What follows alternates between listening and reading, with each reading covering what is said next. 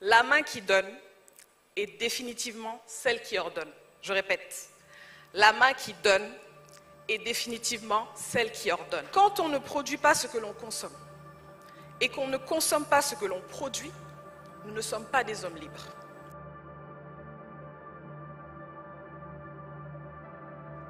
Comme il vous l'a dit tout à l'heure, je suis la plus jeune du groupe et d'habitude on dit que les jeunes n'écoutent pas les conseils des aînés.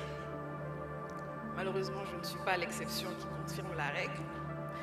Je devais vous parler d'agriculture, mais je vais commencer d'abord par partager ce qui m'a poussée à rejoindre Mensa. Il y a un peu plus d'un an, je suis tombée sur une vidéo de Alain qui présentait l'assiette du petit déjeuner d'un Africain avec un revenu moyen. Dans cette assiette, on avait du pain, du croissant, des omelettes, du jus d'orange, une assiette de fruits, etc. Et tous ces produits-là, commençant par le pain, le blé, le pain ou le croissant, étaient produits donc du blé qui nous venait d'Ukraine, le jus d'orange d'Espagne, le beurre de France, la cerise qui nous vient peut-être de la Côte d'Azur ou d'Auvergne. Je peux continuer encore longtemps. Cette assiette se compose à 85% de produits qui nous viennent de l'extérieur. La question fondamentale qu'il faut se poser et que je vais vous poser: pourquoi est-ce que nous consommons en majorité ce que nous ne produisons pas? C'est une aberration totale. Je l'accepte et j'espère que vous l'acceptez aussi. Aberration totale.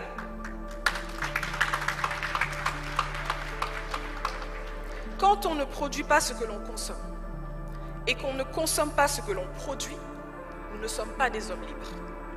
La main qui donne est définitivement celle qui ordonne. Je répète, la main qui donne est définitivement celle qui ordonne. C'est en partant de ces constats et de ces questionnements qu'avec ma commission, nous avons réfléchi sur la question de l'agriculture.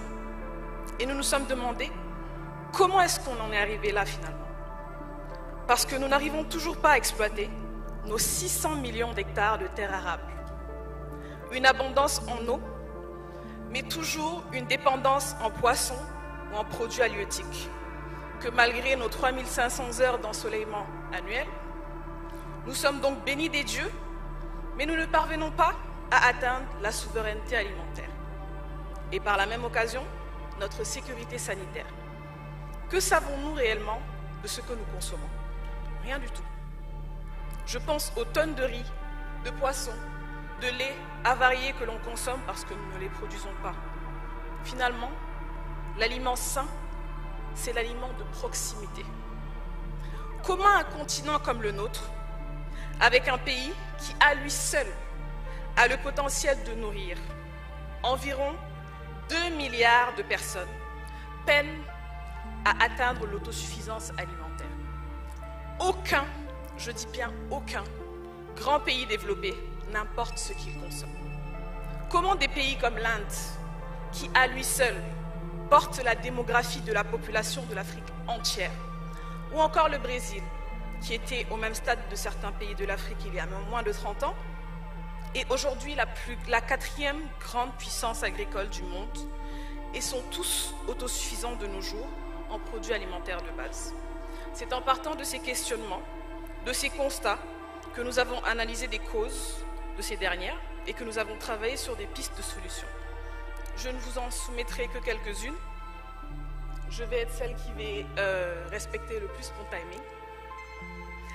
L'agriculture ne devrait-elle pas devenir un levier structurel de l'économie?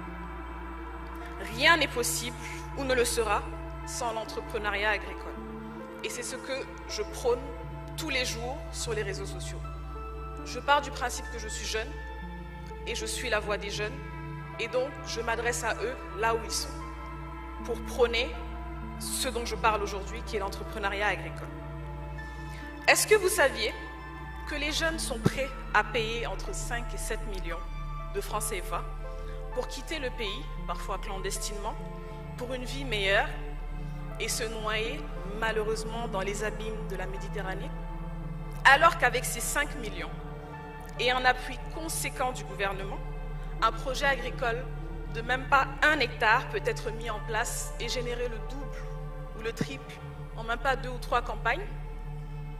Ne faudrait-il pas investir dans le capital intangible qui est le capital humain, donc nous, la jeunesse, qui développera le capital produit, donc la machine, les infrastructures, les équipements, la technologie, pour une optimisation du capital naturel, donc les ressources naturelles? Je laisse donc cette dernière question à votre réflexion. Je m'appelle Claudia Senghor, je suis Mansa.